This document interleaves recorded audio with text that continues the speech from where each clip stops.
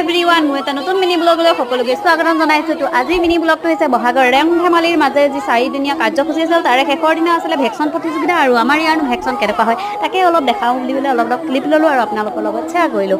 চাই পেলাই জনাব আৰু আমাৰ ইয়াৰ ভেকচন কেনেকুৱা হৈছে। ইয়াত দেখিছে ন একদম পূৰা ফাটাফাটি চলি আছে, কোনোবা পাগল হৈছে, কোনোবা পাগলী হৈছে আৰু মানে যোনে যি পাৰিছে তাকে আৰু কৰিছে আৰু নিজৰ ভাওখিনিহঁত বাৰু। এইয়া দেখিছে নহয় একদম পূৰা নহয় মোৰ দেওৰ মানে সি হৈছে পাগলী, দেখিছে নহয় সি আকৌ এইবিলাক ভাও কৰি ভাল পায় দেই।